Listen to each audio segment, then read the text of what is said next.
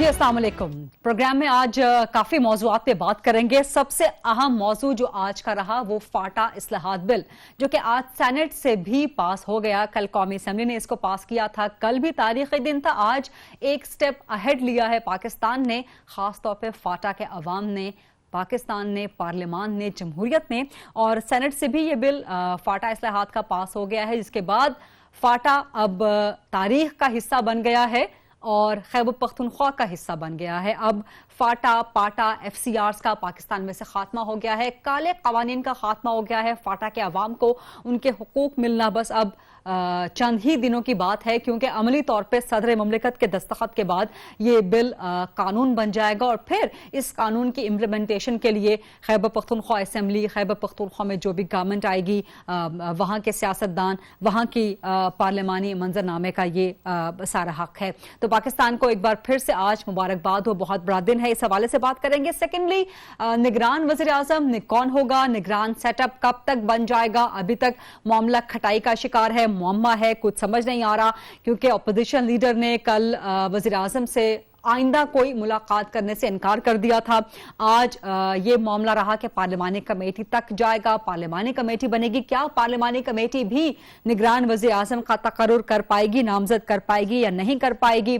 उधर नवाज शरीफ साहब ने कुछ मुतालबात सामने रखे हैं। उन्होंने कहा है कि जो मुल्की सानेहात जितने भी हुए हैं उस पर एक कौमी कमीशन बनना चाहिए। जो बलोचिस्तान में हुआ, जिस तरह से हुकूमत को तब्दील किया गया, उस पर कमीशन बनाया जाए। जनरल असद दुरानी ने अपनी जो किताब लिखी है रॉ के साबिक चीफ के साथ मिलकर, उस पर नेशनल सिक्योरिटी कमेटी का इजलास बुलाया जाए। तो ये वो सारे बड़े बड़े मौजूआत हैं जिन पे आज हम प्रोग्राम में बात करेंगे।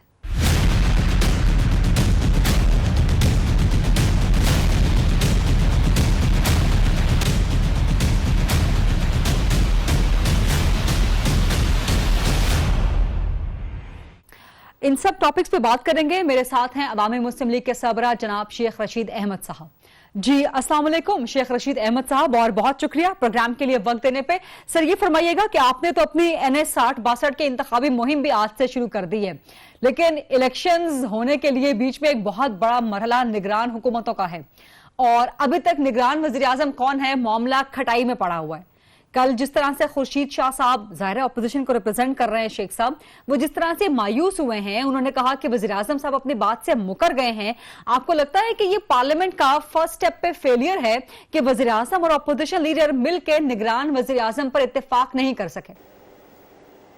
देखिए, वैसे तो ये कानूनी गलत है। अब कानून है, क्या करें कि 20 करोड़ लोगों का फैसला 2 आदमी करेंगे और एक अपोजिशन लीडर जो कि अभी 5 साल पहले हुकूमत से उतरे होते हैं और शदीद एलिगेशन में उन पर शदीद किस्म के रिमार्क्स होते हैं। दूसरा प्राइम मिनिस्टर जिसका LNG का केस मेरा ख्याल है 4 या 6 तारीख से लग जाएगा एहतसाब, क्योंकि वो प्राइम मिनिस्टर है। सुप्रीम कोर्ट ने आर्डर दिए हुए हैं कि इसकी इन्वेस्टिगेशन करके रिपोर्ट सबमिट करो, और अभी तक एहतसाब नैप ने कोई उसकी रिपोर्ट सबमिट नहीं की। और मेरा ख्याल है कि 10, 12, 14 दिनों में LNG का केस भी जो होगा वो ज़बान सरज़द आम होगा। उससे ज़्यादा सीरियस केस जो है वो हल्का बंदियों का है।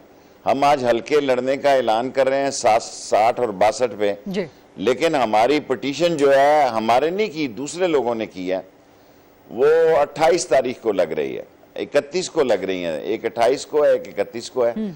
अभी ये तय नहीं हुआ कि हल्का बंदियों की क्या नौयत है। और जो दुनिया में शोर है कि पाकिस्तान को जो 1.5 billion pound euro, 1.5 billion US$ चीन ने दे तो दिए, लेकिन उससे काम नहीं बन रहा।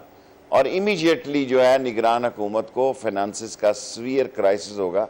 सो पाकिस्तान सीवियर क्राइसिस में है, लेकिन इलेक्शन के लिए बंदे को अब कितना इंतज़ार करें जी। 60 दिन में तो इतने बड़े हल्के हैं, अगर एक वार्ड में आप 60 दिन लगाएं, एक दिन भी लगाएं तो वार्ड मुकम्मल हो जाते हैं। जब आप 2 दिन में 2 हलकों में हों तो फिर ज़्यादा मेहनत की ज़रूरत होती है। इसलिए हमने आज अल्लाह के हुक्म से वार्ड नंबर 60 और 62 में कलम दुआत के निशान पर इलेक्शन लड़ने का ऐलान किया। शेख साहब, आप मुसलसल कहते रहे हैं और खासतौर पर टेक्निकल रीजंस आप देते रहे हैं कि जितने भी हल्का बंदियों के केसेस हैं उनकी सुनवाई, फिर उनके तमाम मैटर्स, डिस्प्यूटेड मैटर्स, उनको सेटल डाउन करना, वो आप एक डेट देते रहे हैं और आपके नज़दीक इलेक्शंस आपको पोस्टपोन होते नजर आते हैं। लेकिन इलेक्शन कमीशन अभी हालिया एक दफा फिर उन्होंने रिट्रेट किया है कि इलेक्शन किसी सूरत डिले नहीं होंगे। गवर्नमेंट भी कह रही है, पीपल्स पार्टी भी कह रही है कि अगरचे निगरान वज़ीर आज़म का तकर्रुर या उस पर इत्तेफाक डिलेड हो सकता है, लेकिन इलेक्शन डिले नहीं होने देंगे। तो आज जबकि हम आपसे बात कर रहे हैं शेख साहब, आज आपको क्या लगता है कि अभी भी इलेक्शन के मुलतवी डिले होने का कोई चांस मौजूद है? पाकिस्तान के बारे में आप कुछ नहीं कह सकते। पाकिस्तान के बारे में आप ये कहें कि जनाब मुझे सिर्फ ये अल्लाह के बाद यकीन है कि जस्टिस साकिब निसार के दौर में ये इंतखाब हो जाएंगे, और महीना 15 दिन इतनी शिद्दत की गर्मी में कैंपेन करना भी कोई आसान काम नहीं है जी। और बातें करनी बड़ी आसान है लोगों की, ये जो लोग बड़े बातें करते हैं, जब आप इतनी गर्मी में दोपहर को निकलें और रोज़ों में हो तो आपको पता लगता है कि कितने 20 का 100 है। सो मैं अभी भी ये देख रहा हूँ कि कुछ ना कुछ इलेक्शन आगे पीछे हो सकते हैं। गो 20 करोड़ लोगों में कोई आदमी मुझसे इत्तफाक नहीं करेगा। अब हाई कोर्ट के बाद ये लोग सुप्रीम कोर्ट्स में जाएंगे, या तो ये फैसला हो जाए कि मन वन जो इलेक्शन कमीशन ने कह दिया फिनिश, कोई उसमें हल्का बंदियों का कोई उसमें, क्योंकि मैं ज़ाती तौर पर समझता हूँ कि हल्का जो है वो एमएनए के क्लचेस में होना चाहिए। अगर एमएनए के क्लचेस में नहीं होता, हल्का इतना लंबा हो जाता है। ये इंडिया नहीं है जी कि लोग आसानी से इस बात को मान लेते हैं। यहाँ तो किसी के जनाजे पे ना जाओ, अगर आपका क्या कहूँ ख़ानदान नहीं है और आपके पास ज़्यादा मैन पावर नहीं है, आप हर जगह नहीं पहुँच सकते, वो कहते हैं जी बाप तो हमारा एक दिन ही मरना था, वोट तो आपने रोज़ लेने आना होता है। सो पाकिस्तान में हल्का जो है वो एमएनएस की के दस्तरस में और उसके नाक के नीचे या उसके शिकंजे में या उसकी रेंज में होना चाहिए। और जब हल्के रेंज से बाहर हो जाते हैं तो फिर लोगों में बदएतमादी की फ़ज़ा पैदा हो जाती है। और ये निगरान वज़ीर आज़म के निगरान सेटअप को सेट करने के लिए, निगरान सेटअप का मामला ये आपको कहाँ जाता हुआ नजर आता है? पार्लिमानी कमेटी इसको हल कर लेगी या यहाँ पर भी 2013 की तरह इलेक्शन कमीशन को इंटरवीन करना पड़ेगा शेख साहब? मैं तो ज़्यादा चांसेस इलेक्शन कमीशन के ही देख रहा हूँ। अगर खुर्शीद शाह और खाकान अब्बासी के दरमियान ये मसला तय नहीं हुआ तो फिर इलेक्शन कमीशन ही इसको तय कर सके। वहां तो मसला तय नहीं हुआ, वहां से तो पार्लिमानी कमेटी की तरफ जा रहा है। खुर्शीद शाह साहब ने आज कह दिया था पार्लिमानी कमेटी से जाएगा इलेक्शन कमीशन को, 2-3 दिन पार्लिमानी कमेटी के पास रहेगा। मेरा ख्याल है इलेक्शन कमीशन में ही जाएगा। चांसेस ज़्यादा ये हैं, इस मुल्क की सितम ज़रीफ़ी देखिए कि इस मुल्क का एक हुक्मरान 60 दिन या 90 दिन के लिए मुंतखब होने जा रहा है, और 2 ऐसे शख्स इसका इंतखाब कर रहे हैं जिस पे एक पे LNG का केस है और एक अपोजिशन का लीडर है जिसने अभी हुकूमत को छोड़ा है, और 2 आदमी जो हैं इस 20 करोड़ मुल्क की तकदीर का फैसला करने जा रहे हैं। आपको लगता है कि ये मामला इलेक्शन कमीशन तक जाएगा? और कौन सा प्रोबेबल इस वक्त, जबकि आपसे बात कर रही हूँ, 6 नाम तो सामने हैं लेकिन उसमें से भी 2 नाम फेवरेट हैं, आपका फेवरेट कौन सा नाम है शेख साहब? सारे ही ऐसे ही से हैं जी, बस क्या है इनका, अगर जुडिशरी में हुआ तो जाहिर है मुल्तान से हो जाएगा, और अगर इकोनॉमिस्ट हुआ और इकानमी से हुआ तो फिर डॉक्टर शमशाद या इशरत का नाम आ रहा है। डॉक्टर शमशाद का नाम कुछ पॉइंट्स आगे चल रहा है आजकल, गवर्नर रही हैं जो स्टेट बैंक की।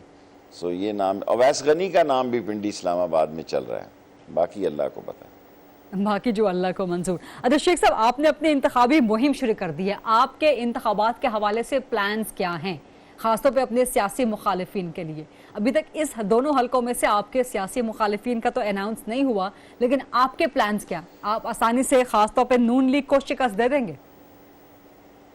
उम्मीद तो यह है कि पाकिस्तान में अल्लाह ने जो एक मुझसे काम लिया है ख़त्म नबूवत का, सो रिलीजियस फोर्सेस जो हैं, जो ख़त्म नबूवत के मेरे किरदार की वजह से वो तमाम रिलीजियस फोर्सेस मेरे साथ हैं।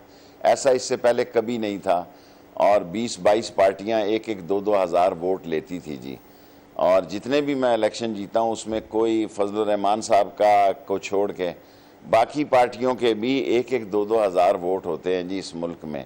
सो अगर आपके ख़िलाफ़ 11 या 15 या 16 मजहबी पार्टियां खड़ी हो जाती हैं तो आपके 15-20 हज़ार वोट ये ज़ाया हो जाते हैं।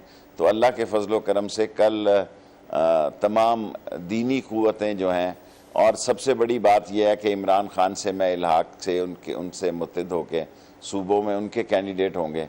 सो इस कम्बिनेशन में मुझे उम्मीद है कि बहुत ही बेहतर नतीजे होंगे अगर अल्लाह को मंजूर तो है। आपके मुकाबले में So, दोनों अल्लाह हलकों में NS 60-62 में पीटीआई अपना उम्मीदवार खड़ा नहीं करेगी, ये सेटलमेंट हो गई है पीटीआई के साथ, इमरान खान साहब के साथ? मेरी इमरान खान साहब के साथ साल 6 महीने से ये सेटलमेंट है। ओके, और वहां से पीटीआई आपको सपोर्ट करेगी? इमरान खान साहब आपके हलके में आएंगे, आपके मैं जलसे में सूबे में आएंगे? सपोर्ट करूँगा।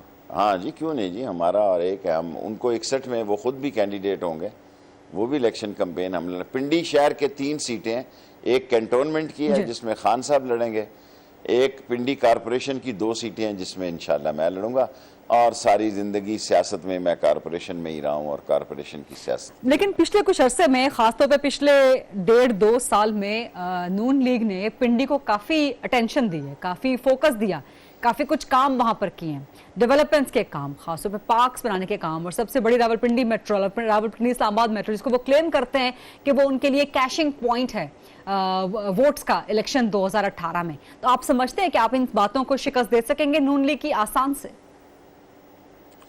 मेरे ख्याल में मैं अपनी ज़िंदगी के सबसे ज़्यादा तारीखी वोट लूँगा अगर इलेक्शन में गया और ज़िंदा रहा, क्योंकि मैंने एक हॉस्पिटल है 200 कनाल पे शहर के अंदर, और 460 बेड का, और एक उसमें नर्सिंग कॉलेज है बच्चियों का, बेटियों का, 400 तलबा का, और शेख रशीद एक्सप्रेस वे है, और एक कॉलेज है रेलवे स्टेशन रोड पे। ये सारे वो काम है जो 80-90% जो हैं वो मुकम्मल हैं। एक्सप्रेस वे इतना मुकम्मल नहीं है, बाकी तो 70-80% काम मुकम्मल है। सिर्फ इस शहर को इस बात की सज़ा दी जा रही है कि शेख रशीद को इन्होंने वोट दिए हैं, और वो शख्स जो ये कहता था कि ये एक पार्टी का लीडर अवामी मुस्लिम लीग का, ये असम्बली में नहीं होगा, ये अल्लाह की शान है। मैं उस वक्त कहता था मैं असम्बली में होऊंगा, ये असम्बली में नहीं होंगे। सो अल्लाह ने वैसा ही किया। इंशाअल्लाह मैं अगली असम्बली में भी होऊंगा, और ये दूर दूर मुझे दिखाई नहीं दे रहे, ये कहीं और ही दिखाई दे रहे हैं, अंदर किसी और असम्बली से ये मुखातिब हुआ करेंगे। अच्छा, आपको दूर दूर तक कहीं नजर नहीं आ रहे। आपको नून लीग का मुस्तकबिल वैसे क्या नजर आ रहा है शेख साहब इंतखाबात के लिए? अब डिपेंड करता है 8-10 तारीख को, 12 तारीख तक मैं इस पे तबसरा कर सकूंगा कि मुस्लिम लीग एक फ्री साइज सी पार्टी होती है, उड़ने पे आती है तो एकदम उड़ जाती है, और अगर शहबाज शरीफ का कोई रोल रहता है और वो मॉडल टाउन में या हुदैबिया में या नंदीपुर में या कायदे आज़म सोलर में या मेट्रो में ये ट्रायल नहीं हो जाते, क्योंकि अभी बहुत बड़ा सवाल है क्या नवाज शरीफ के क्या कहते हैं कि मुतबादल के तौर पर शहबाज शरीफ चलेगा या नहीं चलेगा, ये एक्सेप्टेबल है या नहीं एक्सेप्टेबल है। ये अदारों में बहुत बड़ा सवाल है, अभी क्लियर नहीं है, इसको 10-15 दिन लगेंगे। 10-15 दिन में? अभी 9 जून को जाहिर है वो नैब रेफरेंसेस का जो एक और एक्सटेंशन मिली थी वो भी 9 जून को खत्म हो रही है। तो नवाज शरीफ साहब का मुस्तकबिल आपको क्या लगता है? उनको खुद तो मुझे कहने की जरूरत नहीं है, नवाज शरीफ वैसे ही अपना टाइम जाया कर रहे हैं, उसके पास सफाई की कोई चीज नहीं है। आदमी सरेंडर करता है, उम्र के इस हिस्से में आके कौम से माफी मांगता है। कौम अब वो कह रहे हैं कि ये मेरे बच्चों के फ्लैट हैं, तुम्हारे बच्चे कोई उधर, क्या कहूँ जी, रोजे से कल ही मुझे उलमाए दीन ने हिदायत की है कि ज्यादा सख्त जबान ना इस्तेमाल करो। भाई ये मिस्त्री वजीद या मीदे डेंटर या पेंटर या मीदे मैकेनिक के बच्चे नहीं है, प्राइम मिनिस्टर पाकिस्तान के बच्चे हैं। ये कहाँ से पैसा लेके आए? This is the question. यही तुम पे केस है, तुम लगे हुए बस जनाब लियाकत अली खान की रूह आ गई है मुझ में आ गई है, भुट्टो की रूह आ गई है, मुझ में आ गई है, शेख मुजीबुर रहमान की रूह आ गई, और अपनी रूह भी तेरी है तेरे में कि नहीं है, इसी को जिंदा रखो तो बहुत बेहतर है। ये बदरुएं अगर मिलकर आ गई तो ये एक बदरुओं का जुमा बाजार बन जाएगा, और गोली अंदर होगी और चूहा जलंधर हो जाएगा। ये बदरुओं का खेल खेलना छोड़े और सोचे कि उसने ये सारा सबूत, हेलीकॉप्टर केस तो बच गया कतरी खत से कि जी कतरी खत वहां चल पड़ा। यहां जजेस बड़े जबरदस्त थे, ये वो जजेस नहीं थे कि जहां कतरी खत जो है वो चल पड़ता। इन्होंने तो कतरी खत का पोस्टमार्टम यूं लहरा के किया शेख अकरम को। Sheikh Akram, do you know the meaning of this letter? This will change the whole face of this case. उसने कहा जी जानता हूं, मेरा वकील, मेरा मुवक्किल ये कहता है कि आप इसको, यही है हमारे पास सबूत। सो अब भुगतेंगे ये। ईद से पहले पहले इंशाअल्लाह ताला। ईद से पहले पहले तो 9 जून की जो तारीख है शेख साहब, आपको लगता है कि उस तारीख को फैसला हो जाना चाहिए नैब रेफरेंसेस का? अब तो ओवरड्यू भी हो गए हैं 6 महीनों से, या मजीद एक्सटेंशन देनी चाहिए अभी इस केस में, इन केसेस में? देखिए, पाकिस्तान में वकला जो है ना, वो क्या नाम था उसका, जो भुट्टो का वकील था, उसने भुट्टो को फांसी लगवा दी, या मुख्तियार को। इसने में एक जज मर गया, और वो जो उसका इक्वल केस हो सकता था, वो भुट्टो फांसी लग गया। सो ये हारस और ये दूसरे लोग, दे paid for delaying tactics. Pakistan में वकील के पास जब कुछ नहीं होता वो तारीखें लेता है, लेकिन केस जो होता है वो अस्पताल तक जाता है और वेंटिलेटर तक जाता है। और मैंने ऐसे लोगों को भी हथकड़ियाँ लगी हुई देखी हैं कि जो वेंटिलेटर पे होते हैं और हथकड़ी लगी होती है, जब तक कि वेंटिलेटर की सुई ना ख़त्म हो जाए उसकी हथकड़ी नहीं उतारी जाती। सो केस है, लंबा कर रहे हैं, ले ले एक, कितनी एक्सटेंशन और ले लेंगे जी, 5 दिन 6 दिन। अल्टीमेटली जो ताश उन्होंने मुल्क के खिलाफ लगाई है, जो ताश आज रॉ की इस मुल्क में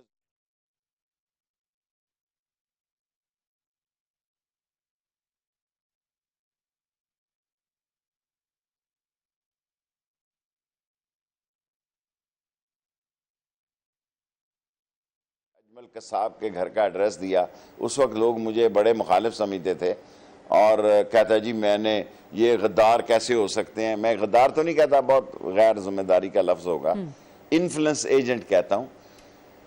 ये धमाका सिर्फ 3 आदमियों ने कराया। अगर मुशाहिद हुसैन की सबमिट की हुई रिपोर्ट कैबिनेट से निकल सकती है तो मैं जारी करूंगा। आज मैं डॉक्टर कदीर का बयान अपनी, मुझे तो आती नहीं है, अपने मैंने स्टाफ को कहा कि वो चलाओ तलत के साथ कि डॉक्टर कदीर ने धमाके के बाद क्या कहा। ये तो पटाखा नहीं चला सकता था, ये पटाखा नहीं चला सकता था, ये इस मुल्क के धमाके को क्या चलाएगा। और मैं ऑन ओथ कहता हूं कि सारी कैबिनेट, सारी की सारी 3 आदमियों के अलावा शेख रशीद, गौर अयूब और राजा जफरुल्लाह, सारे मुखालिफ थे धमाके के, सैंक्शन लग जाएंगी। किबला रुख आपको इंटरव्यू दे रहा हूं और झूठ बोलने पर मेरा ईमान नहीं है, मैंने कब्र में जाना है। सारी कैबिनेट एटमी धमाके की मुखालिफ थी सवाए शेख रशीद, राजा जफरुल्लाह और गौर अयूब के। मैं क़यामत के दिन इस सवाल का जवाब दूं अल्लाह के सामने, अगर ये मैं गलत कह रहा हूँ। शेख साहब, आपने कहा आप क़यामत के दिन इस सवाल का जवाब देंगे, लेकिन असद दुरानी साहब ने जो किताब लिखी है वो उसमें फरमाते हैं कि नवाज शरीफ साहब ने खुद फैसला किया एटमी धमाके करने का, और बिल क्लिंटन की कई कॉल्स उन्होंने रिजेक्ट की, किसी प्रेशर में नहीं आए। तो असद दुरानी वो क्रेडिट दे रहे हैं नवाज शरीफ को कि एटमी धमाके उन्होंने खुद किए थे, उसका फैसला उनका मुझे नहीं पता असद दुरानी क्या बेचता है। मैं उस कैबिनेट में खुद मेंबर था, असद दुरानी वहां नहीं बैठा हुआ था। और असद दुरानी, ऐसी बड़ी फौज होती है, उसमें ऐसी लोग की तरक्की करके निकल जाते हैं। अब फौज का, मेरे उस्ताद ने कहा जैसा भी हो बंदा, जिस तरह का भी हो, एहतराम ही करना चाहिए। मैं आज इंशाअल्लाह आपके प्रोग्राम के साथ ही वो जारी कर रहा हूं, तलत के साथ डॉक्टर कदीर का प्रोग्राम, जो उसने कहा कि ये पटाखा नहीं फोड़ सकता, इसने बम क्या फोड़ना था। लेकिन प्राइम मिनिस्टर था, उसके प्राइम मिनिस्टर की दौर में ये हुआ, इसलिए जब वो क्लेम करता है मैं उस डिफेंस मीटिंग में था जी, ये मैं कहना नहीं चाहता था, असद दुरानी साहब की वजह से कहता हूं, जिसमें असलम बेग साहब ने मेरे साथ जरा तू मैं हो गई उनकी। और ना फौज कोई इस पे फैसला कर रही थी और ना नवाज शरीफ कर रहा था, डरे हुए थे, घबरा रहे थे कि इसके आफ्टर इफेक्ट क्या होंगे। सिर्फ 3 आदमी कह रहे थे कि नो एंड नेवर, ये चांस आपने जाया कर दिया तो सारी उम्र आप पछताएंगे। शेख साहब, आप तारीखी तौर पे बड़ी इंपॉर्टेंट, बड़ी अहम बात कर रहे हैं। शेख साहब फरमा रहे हैं कि वो उस डिफेंस कमेटी की मीटिंग में शामिल थे जहां पर ये फैसला होना था। ना मुझे नवाज शरीफ लेकर गए, फैसला कैबिनेट में हुआ, फैसला जब कैबिनेट में हुआ सारी कैबिनेट मुखालिफ थी, सारी कैबिनेट, जिसमें मुशाहिद हुसैन भी शामिल था कि सैंक्शन लग जाएंगे। ये डरू थे, डरू बुज़दिल। 3 मेंबरों ने खुल के तकरीर की, और अगर कैबिनेट चाहे तो इन तीनों वज़रा की तकरीर को आम कर सकती। मैं पावर में आया तो कौम को ये तीनों तकरीरें, मैं जिस हैसियत में हुआ कोशिश करूंगा कि कैबिनेट की वो तारीख। और मुझे राजा जफरुल्लाह से मेरे सियासी शदीद किस्म के इख्तलाफ हैं, शदीद हमारा इख्तलाफ है आपस में, इसके बावजूद कहता हूँ कि मुझे वो अच्छा लगता है उस दिन से कि उसने एक तारीख़ी नोट दिया, बयान दिया। और ये सारे डरू बैठे हुए थे वहां गर्दनें नीचे फेंक के, शेख इनमें तो जरूरत ही नहीं थी। शेख साहब एक छोटी सी ये तो ब्रेक समझते लेनी थे है, पता नहीं धमाका एक छोटी सी इस्लामाबाद में ब्रेक होना है। लेनी है मुझे। ब्रेक के बाद इसी अहम डिस्कशन को कंटिन्यू करेंगे और जनरल असद दुरानी ने अपनी किताब में जो मजीद बातें की हैं और नवाज शरीफ साहब ने जो उस हवाले से आज एक इजलास बुलाने का मुतालबा किया है, कौमी कमीशन बनाने का मुतालबा किया, इस पर भी बात करेंगे शेख साहब से। उसमें आपका किरदार क्या था, राजा ज़फ़रुल हक साहब का किरदार क्या था, सब आपने खोल के बता दिया। जनरल असद दुरानी साहब ने जो किताब लिखी है रॉ के साबिक चीफ के साथ मिलकर, उस किताब के बारे में आप क्या तबसरा करेंगे? क्योंकि काफी तहलका मचा हुआ है उस किताब के लिखने के बाद से, बहुत सी मुतनाज़िया बातें। जाहिर है जनरल दुरानी साहब ने ISI के वो साबिक चीफ रहे हैं, उस हैसियत में जब वो बात करेंगे इस तरह की तो मुतनाज़िया ही करार दी जाएगी। नवाज शरीफ साहब ने आज मुतालबा किया है कि जिस तरह उनके बयान पर, जो डॉन को उन्होंने इंटरव्यू दिया था, कौमी सलामती कमेटी का फौरन इजलास बुला लिया गया था, उस तरह से जनरल असद दुरानी की बातों पर भी कौमी सलामती कमेटी का इजलास बुलाया जाए, क्या कहते हैं आप? देखें, बुलाएं जी कौमी सलामती का इजलास, मैं अपील रहूँगा, बुलाएं, नवाज शरीफ की ख्वाहिश पूरी करें। और ये ऐसे ही चोर मचाए शोर की इसने फिल्म लगाई हुई है और रज़िया भट्ट का नावल लगाया हुआ है हर जगह इसने, और ये क्या कर रहा है, ऐसी रोज़ रोज़ कर रहा है, ऐसी बातें कर रहा है जो मुल्क की सलामती के ख़िलाफ़ है, ऐसी बातें कर रहा है जिससे कि मुल्क के दुश्मनों को, इसलिए कि इसको इक़्तिदार से उतार दिया है, इसलिए ये एक्सपोज हो गया। असल मसला इसको दुनिया की लूटी हुई दौलत का, इसका भी ये साबित नहीं कर सकता कि लंदन के फ्लैट के पैसे कहाँ से आए, और वो फ्लैट भी मुतनाज़ा हो जाएंगे। कोई दिलचस्पी नहीं है कि नवाज शरीफ को सजा हो या ना हो, कोई दिलचस्पी नहीं है, पैसे इस मुल्क के लूटे हुए वापस आएँ, इसमें दिलचस्पी है। ये कैसे आ सकते हैं, इस पे अदलिया जोर दे और इस पे नैब फैसला करें। और पहले भी इनकी जायदादें कुर्क हुई थी, ये छुड़वा लेते हैं बाद में आके। ऐसी जायदादें जो कि हराम के पैसे से बनी है, मैं हलाल के पैसों का हालांकि नहीं कहता, जो हराम के पैसों से बनी है उनको बाग के सरकार उनको जब्त किया अच्छा, जाए। और मेरा सवाल था कि जनरल असद दुर्रानी साहब ने जो किताब लिखी है उसके मंदरजात के बारे में, उसके कंटेंट के बारे में आप क्या कहते हैं? जो बातें उन्होंने की हैं आज़ादी है मैंने तो पढ़ी नहीं है, जद्दोजहद के हवाले से। मैं जिसमें खुद मौजूद था उसमें किताब पढ़ने की ज़रूरत नहीं था। मैं उस डिफेंस की मीटिंग में मुझे खुद गया था, मैंने खुद वहाँ से खिताब किया था, खुद हिस्सा लिया था। हालांकि मैं डिफेंस कमेटी का मेंबर नहीं था, क्योंकि मुझे बड़े अफसोस के साथ कहना पड़ता है कि कोई आदमी इस बात को अपने ऊपर लेने के लिए तैयार नहीं था। ये इतने बड़े लीडर ही नहीं थे, ना सिविलियन ना मिलिट्री लीडर, इतने बड़े लीडर नहीं थे कि इस फैसले को ओन कर सकें कि जनाब हम इसके जो कॉन्सिक्वेंसेस होंगे उसको हम उनको हैंडल कर लेंगे। सबको पता था कि सैंक्शन लग जाएंगी। और जहाँ तक ये सरताज अजीज़ ने जो चवल मारी अकाउंट सीज कर लिए, इसमें सरताज अजीज़ की ज़ाती काविशें ज़्यादा थी। मैं इसका इल्ज़ाम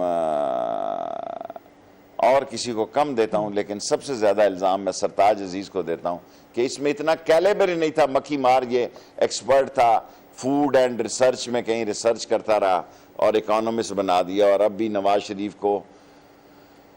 शरीफ की वालदा के ज़रिए हमीद निज़ामी ने मजबूर किया, सारे बच्चों को बुलाया नवाज शरीफ की वालदा ने और इसको मशीर बना दिया। वरना तो नवाज शरीफ इसको ये तो सदर का उम्मीदवार था, मजीद निज़ामी मरहूम तो इसको सदर बनाए बैठे थे। उन्होंने नवाज शरीफ की वालदा से ये कहलवाया कि इसको सदर बनाया जाए ममनून, उसको दही भल्ले वाला चाहिए था। उसने कहा ये फिर कहीं इधर उधर हो गया तो क्या फ़ायदा, तो उसने दही भल्ले वाला का इंतखाब किया और इसको मशीर बनाया। ये इसकी ज़हनी गंदी और पुरागंदी सोच का इनखला था कि जो इसने सैंक्शन लगाई और इसने डॉलर्स को, सैंक्शन नहीं, इसने डॉलर को चेंज किया पाकिस्तान करेंसी में। ये इसमें सरताज अजीज़ का बड़ा गंदा रोल था और तारीख इसे माफ़ नहीं करेगी इस रोल। अच्छा शेख साहब, आज नवाज शरीफ साहब ने ये भी मुतालबा किया है कि मुल्की सानेहात पर कौमी कमीशन बना दिया जाए, और वो कहते हैं कि बलूचिस्तान में जो कुछ हुआ, यानी कि जिस तरह सियासी तब्दीली आई है, जिस तरह गवर्नमेंट को चेंज करवाया गया है, उसकी तहकीकात के लिए भी कमीशन हो। तो इस किस्म का कोई कौमी कमीशन शेख साहब आप समझते हैं कि बनना चाहिए मुल्की सानेहात पर और जो बलूचिस्तान में हुआ? जो शख्स सुप्रीम कोर्ट के फैसले को नहीं मानता वो कौमी कमीशन को मारेगा। फैसला आप पे छोड़ देता हूँ। बनाए जुनेजो को किसने निकाला और क्यों निकाला था? बनाए हजूर ज़ियाउल हक ने तो एजाजुल हक के लिए दुआ नहीं मांगी, उसने तो नवाज शरीफ के लिए दुआ मांगी और वो कबूल हो गई। कमीशन जो शख्स सुप्रीम कोर्ट का फैसला नहीं मान रहा जो शख्स सुप्रीम कोर्ट के फैसले का गली गली मजाक उड़ा रहा है वो कौमी कमीशन को क्या समझेगा जी। वो कौमी कमीशन की, उसका दिमागी तवाज़न खराब हो गया है। इसको ठंडे इलाके में रखो थोड़े दिन के लिए, ये नॉर्मल हो। ये एक एबनॉर्मल किस्म का सियासतदान है जिसने वो कुछ देखना पड़ गया इसको जो उसने कभी सोचा नहीं था। जो शख्स भाई के भी गले पड़ रहा है और भाई को भी ठुड पे नहीं लिख रहा और भाई की सियासत को भी नेस्त तो नाबूद करके रहेगा इंशाअल्लाह ताला। भाई जितना लेटा हुआ है 90 के जाविये से कि शायद उस पर कोई नजर पड़ जाए, वो नजर आता है कि उसको भी ठुड ही पड़ेंगे और नवाज शरीफ खानदान सियासत से आउट होगा इंशाअल्लाह ताला। आगे अल्लाह के फैसले हैं, अगर अल्लाह उसको नहीं आउट कर रहा तो मैं तो नहीं कुछ कर सकता। मैं अपनी सियासी सोच में नवाज शरीफ को दाल फैन देखता हूं। आपने बड़ी इंटरेस्टिंग पॉइंट कर दिया है नवाज शरीफ साहब और शहबाज शरीफ साहब का मवाजना करके उनकी सियासत का। नवाज शरीफ साहब एक तरफ बड़े जारहाना हुए हैं, इदारों पर मुसलसल लफ्जी वार कर रहे हैं, जबकि शहबाज शरीफ साहब जो कि उनका नारा है खिदमत में इबादत, तो वो धड़ाधड़ अस्पतालों का, तरक्याती प्रोजेक्ट्स का, अब आखिरी चंद दिन रह गए गवर्नमेंट के, वो उसका इफ्तिताह करने में लगे हुए हैं। तो आपको क्या लगता है कि आगे कौन सस्टेन करेगा, किसका विजन सस्टेन करेगा? और ये शहबाज शरीफ साहब जो अस्पतालों के दौरे करते फिर रहे हैं, आज नारोवाल के डिस्ट्रिक्ट हेडक्वार्टर का किया, क्या कहेंगे आप इस पर? ये सब कंपनी की मशहूरी है। They are not what they are. 6-8 तारीख को मेरा इंटरव्यू करें ताकि ये गर्दो गुबार जो है ना, ये हुकूमत अपनी साइज में हो जाए। 8 फेडरल सेक्रेटरी तो छुट्टियों पे चले गए हैं इस्लामाबाद में से, 5-6 और चले गए तो बड़ी आसानी हो जाएगी इंटरव्यू देने में। 8 फेडरल सेक्रेटरियों ने इस्लामाबाद को अस्सलाम वालेकुम कह दिया। उसने कहा कि हम छुट्टियों पे जा रहे हैं, इस गंद में दुस्ताने पहन के हम कोई गंदा काम नहीं कर सकते, और उनको नजर आ रहा है कहीं को बड़ा गंद ना पड़ जाए। और शहबाज शरीफ बड़े शौकीन है, ये लोग आप देखें ना, ये डैम जो बन रहा था चित्राल में, क्या नाम है इसका, कौन है जिसने उसका इफ्तिताह नहीं किया जी? मुशर्रफ ने किया, यूसुफ रजा गिलानी ने किया, नवाज शरीफ ने किया, सब लोगों ने 2-2 दफा किया। ये कंपनी की मशहूरी के चौंचले हैं। देखें ये सारा नैब का खाम माल है, LNG नैब का खाम माल है, सोलर प्लांट नैब का खाम माल है, मेट्रो नैब का खाम माल है, और नंदीपुर नैब का खाम माल है, हुदैबिया पेपर नैब का खाम माल है। ये मटीरियल है, ये लेटे फिर रहे हैं। इख्तदार में ना हो तो ये जेल में हो, जेल में हो तो ये टार्जन बनते हैं। ये जेल में कोई ये नहीं को खत्म नबूवत की तहरीक में जा रहे हैं, ये चोरी, लूट मार, करप्शन और हमारा खून चूसने के जुर्म में जा रहे हैं और अपने आप को समझते हैं जी हमारे साथ तो बड़ी ज्यादती हो रही है, वोट को इज्जत दो।